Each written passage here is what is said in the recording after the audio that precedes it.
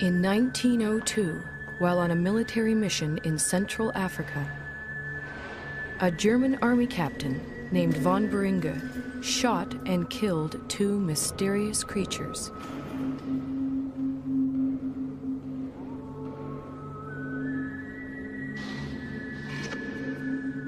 He then sent the skull and bones of one of them back home to Germany.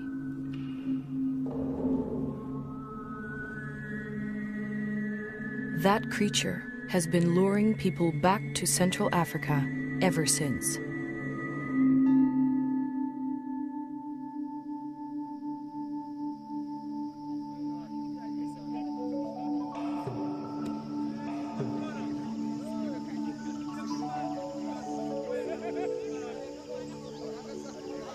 In 1921, American naturalist Carl Akeley made his way to the gorilla's ancestral home. The Virunga volcanoes, in what was then the Belgian Congo. Akeley brought a movie camera to document his visit, and a little girl to help prove Africa wasn't such a dark continent.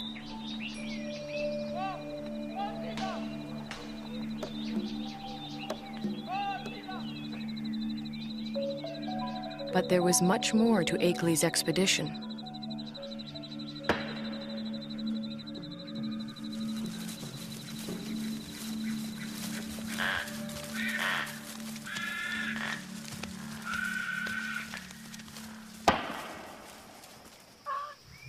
Akeley had come to collect mountain gorilla specimens for exhibit in New York.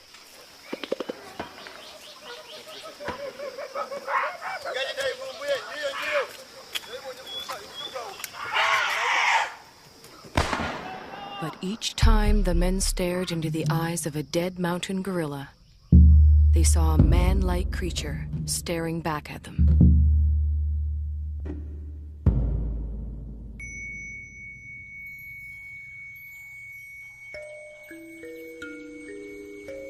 Akeley decided the killing must end. He urged Belgium's King Albert to make a permanent sanctuary of the gorilla's home.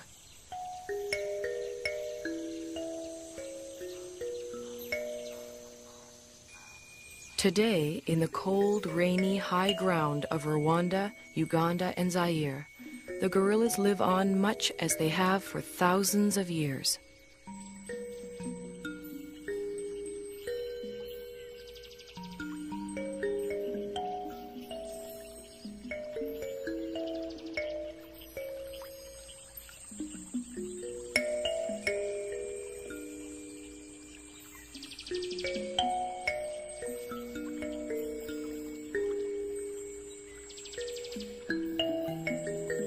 Only now their mountain home is tiny and isolated, pressed in on all sides by people and farmland.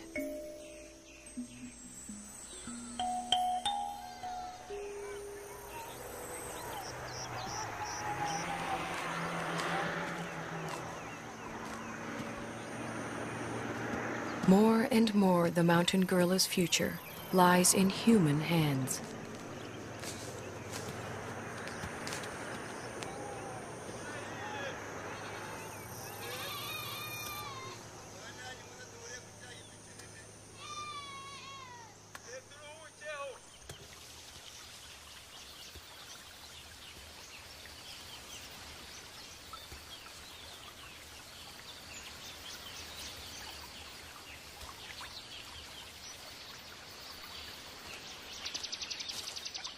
American field biologist George Schaller was the first person to study mountain gorilla behavior.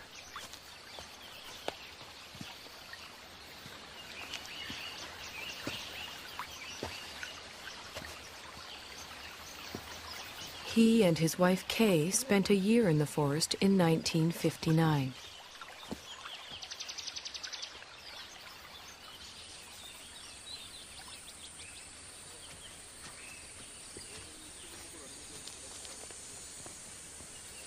A number of other scientists have followed. Among them, current director of the Karasaki Research Center, Diane Doran. Hi. Hi.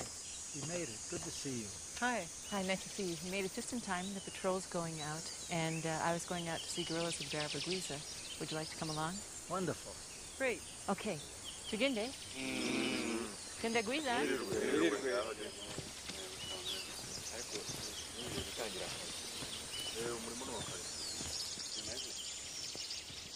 Gorilla researcher Diane Fossey established Karasaki in 1967 in the forest she grew to love.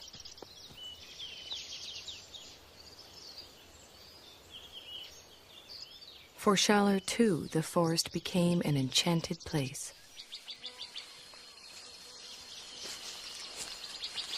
Some of my most magical moments with wild animals were watching gorillas, staying with them day and night.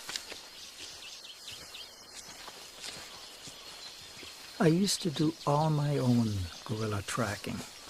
You walk along slowly, you see the broken vegetation, you smell the animals. There's the musty, somewhat sweet odor of gorillas in the air.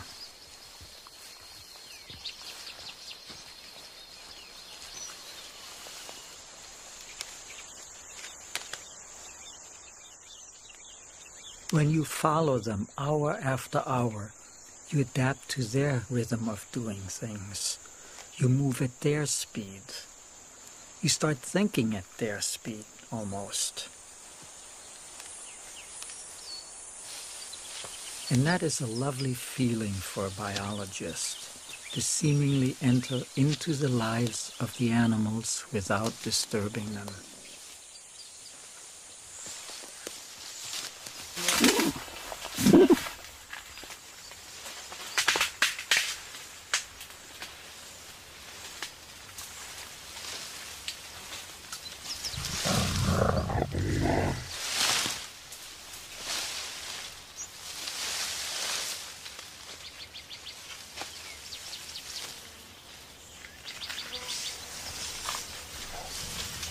When approaching the animals, scientists try not to be too quiet.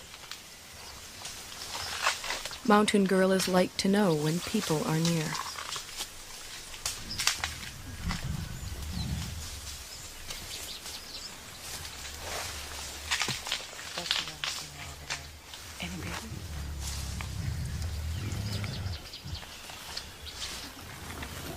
The mountain gorilla's day is spent feeding and resting.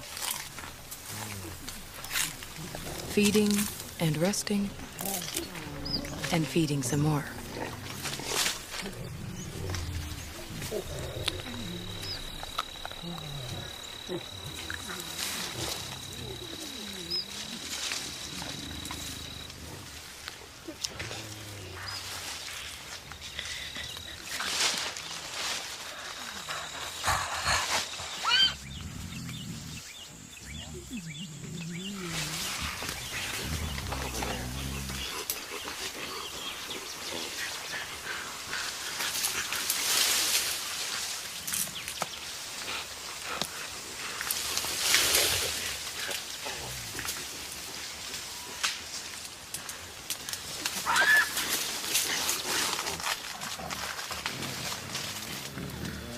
There are only a few hundred mountain gorillas left in the world. Most live as part of a family. The father and protector of this family is the male silverback, Umagumi. He acts as a magnet for the group. The females gather around him. Their infants and offspring gather around them.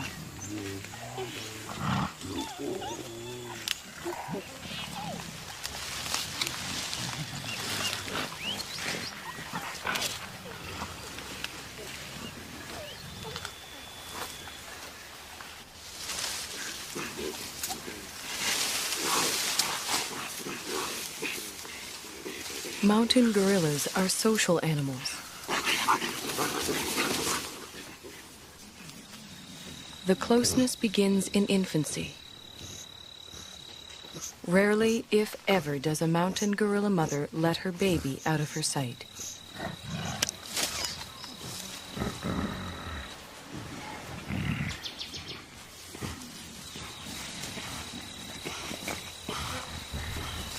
The baby, for his part, likes nothing better than to make contact with the other members of the group.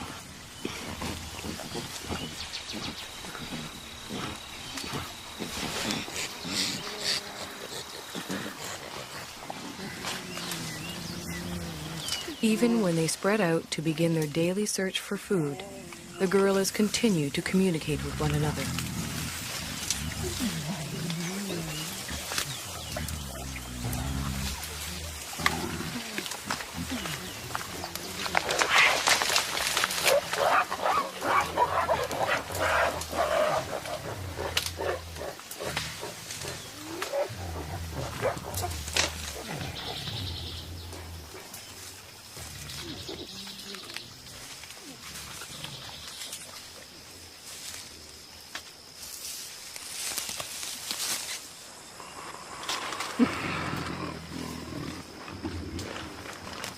While the adults devote most of their waking hours to foraging for food, the youngsters devote most of theirs to play.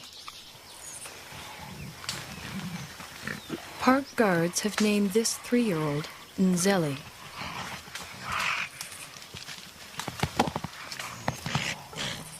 They call his friend Imvura.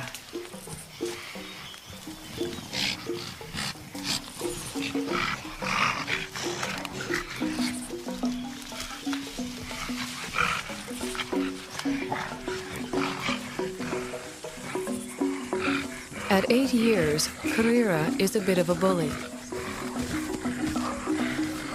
Washushwe is only 4.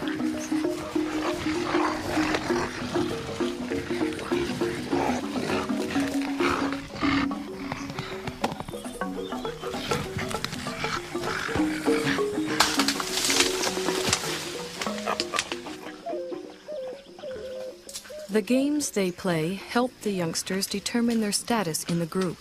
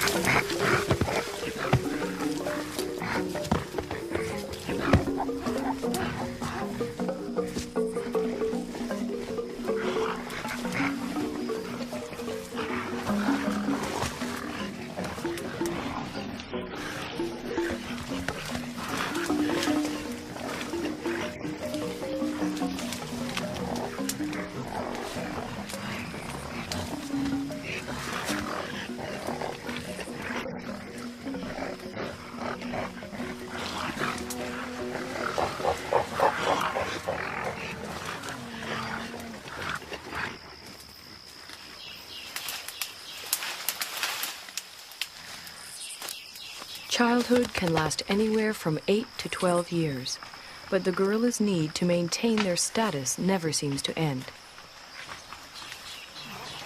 Any opportunity to reinforce the hierarchy is seized upon.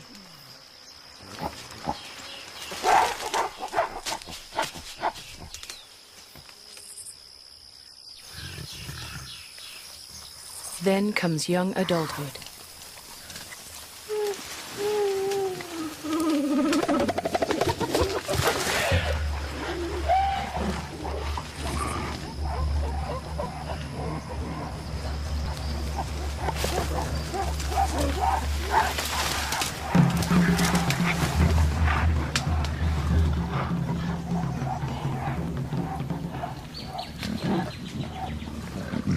At 13, Intwari has the beginnings of a silverback, and his first real sense of the power that comes along with it. He also has a dedicated young male follower.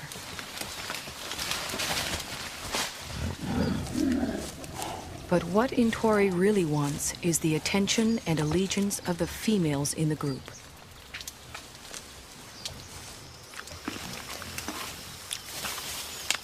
Umugumi doesn't seem too threatened by Intwari's advances towards the females.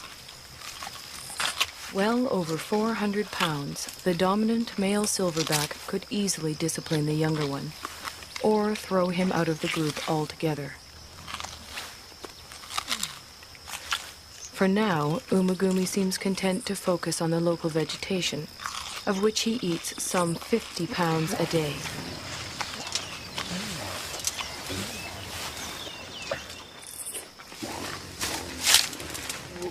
Mountain gorillas are mainly vegetarian, with a few ants and grubs thrown in for good measure.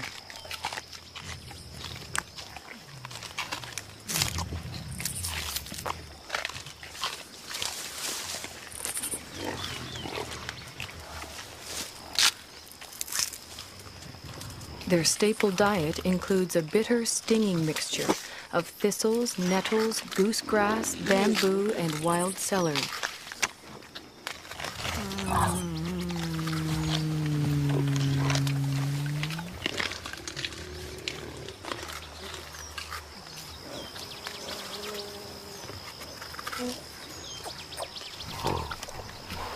Although he has already begun to experiment with the food his mother likes to eat, Abumwe will continue to rely on her milk until he's 3 years old.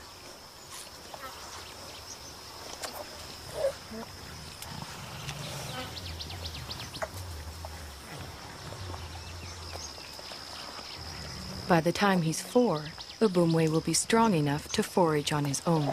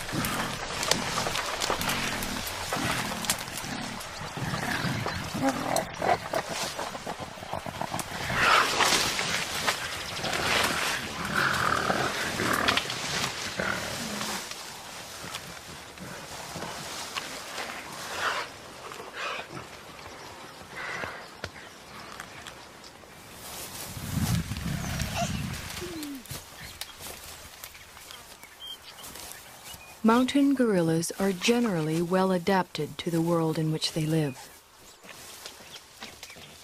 But however idyllic their home may appear, for the youngsters in the group, the mountains hold many perils. Many newborns simply don't survive.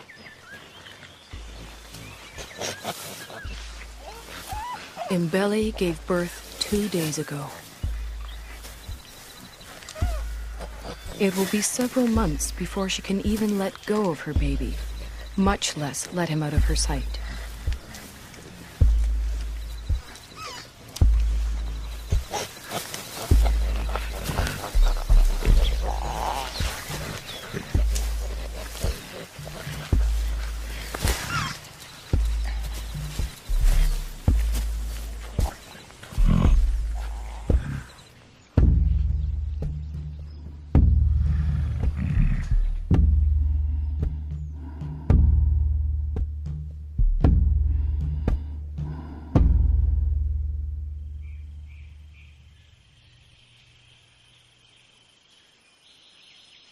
The mountain gorillas are more vulnerable than they know.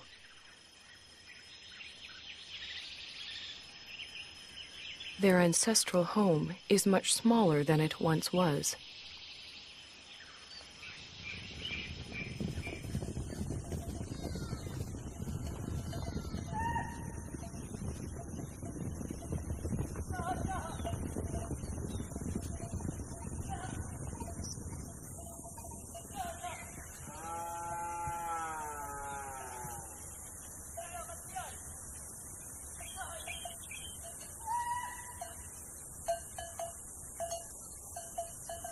All around them, human activity is increasing.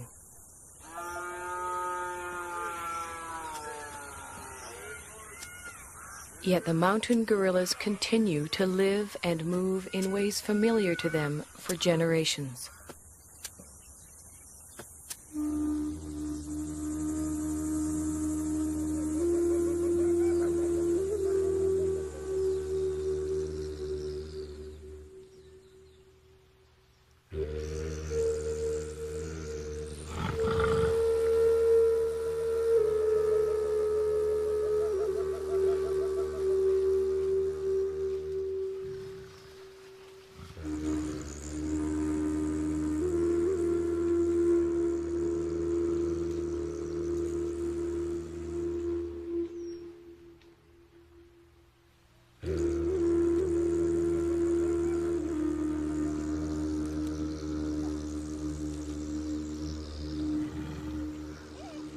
They do not distinguish between thistles and meadows that are inside the park and thistles and meadows that are outside it.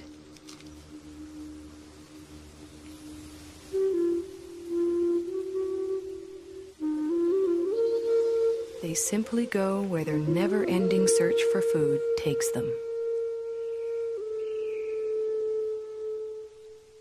Only now they find others there.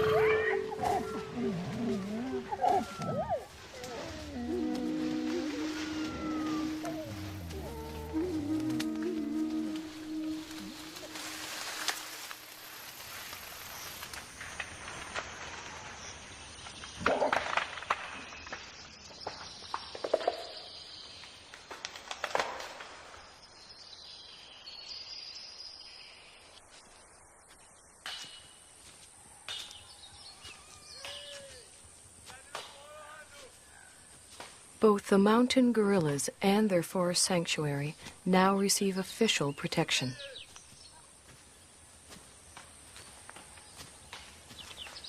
Park guards and anti-poaching patrols go to the forest every day.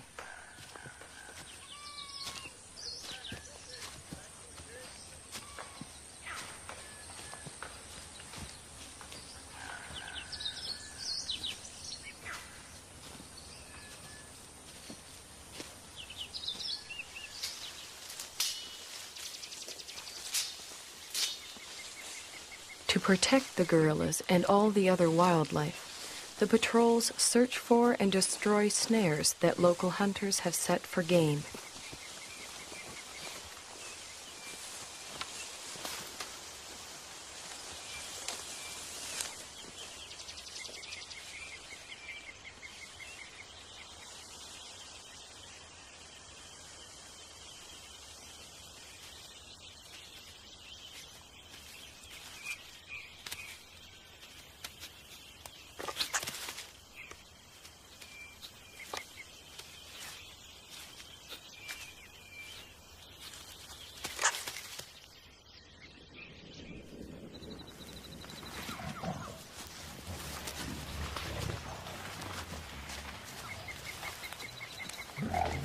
The guards search the forest, checking on the gorillas' whereabouts and welfare.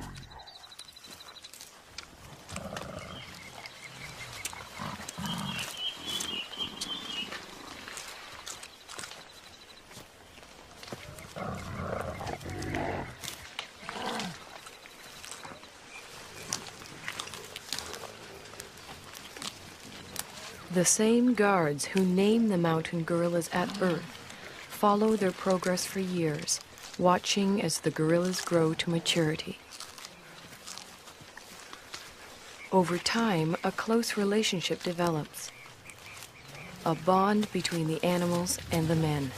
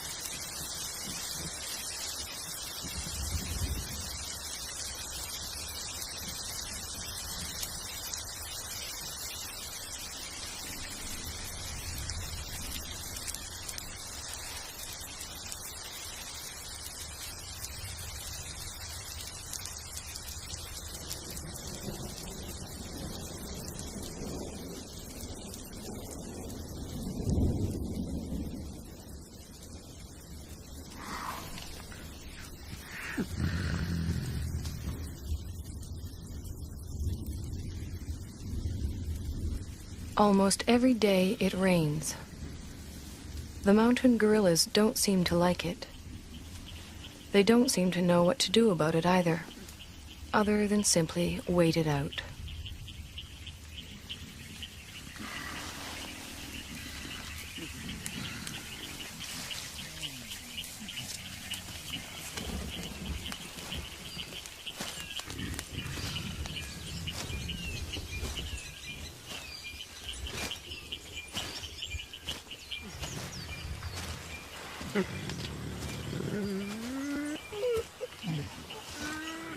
At least the rain provides them with a rich supply of food.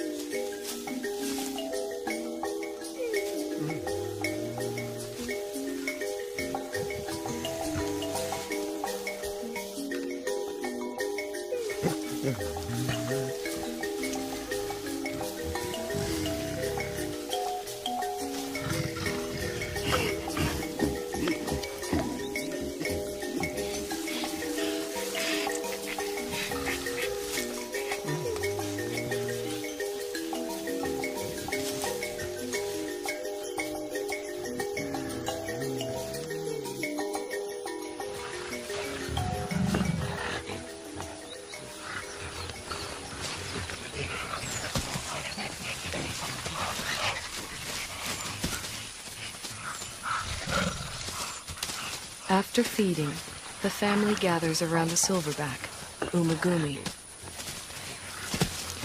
While the adults rest, the youngsters play.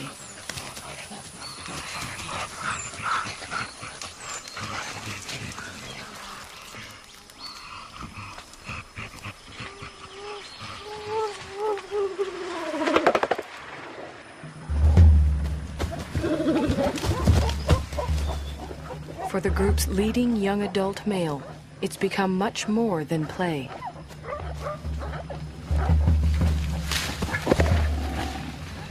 Left unchecked, Intwari's newfound strength could eventually tear the group apart.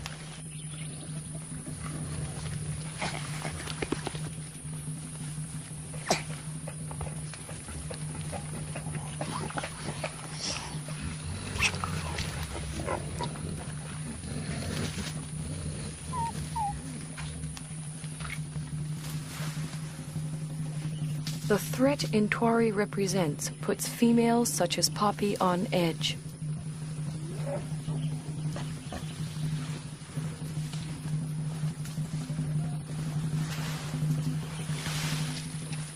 Determined to get some kind of reaction from the others, Intwari bites into an inedible plant and contemplates his next move.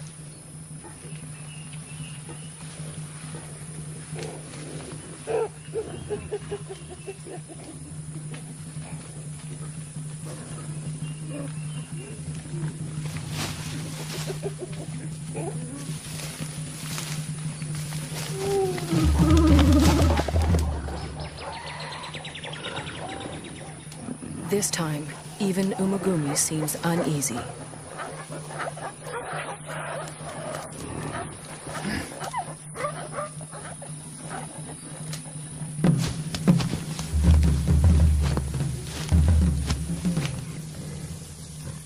Intwari is presenting himself as their new leader, but the females don't see it that way.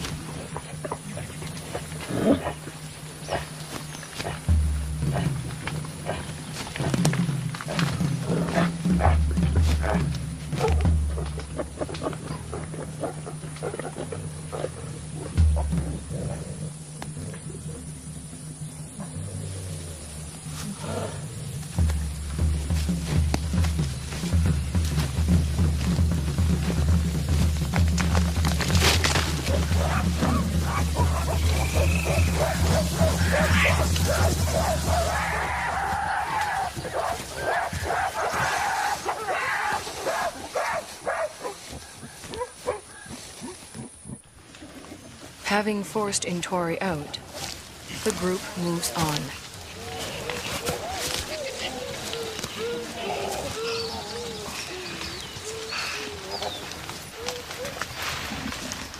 Before she joins them, Poppy, still vibrating with excess energy, vents it on the first young male she can find.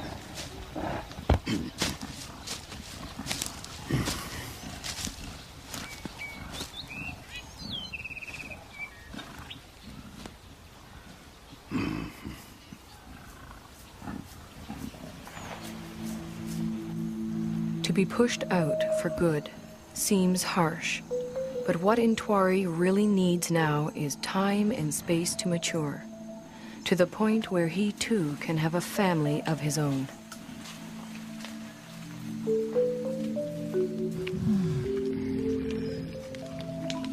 The next few years are critical for Intwari. They are also critical for all the other mountain gorillas.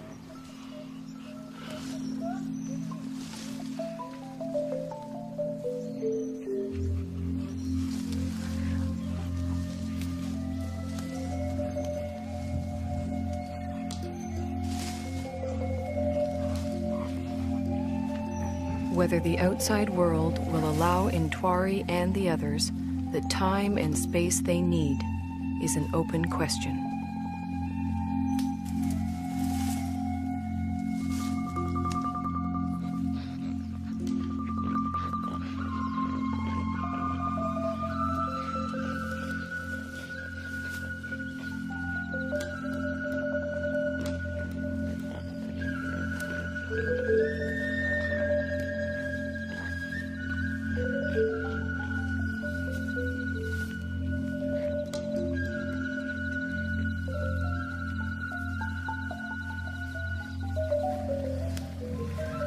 One thing is certain.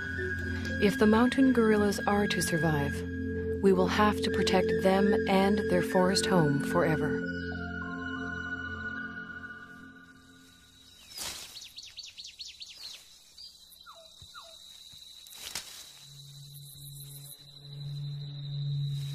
If we ever turn our backs, they'll be gone.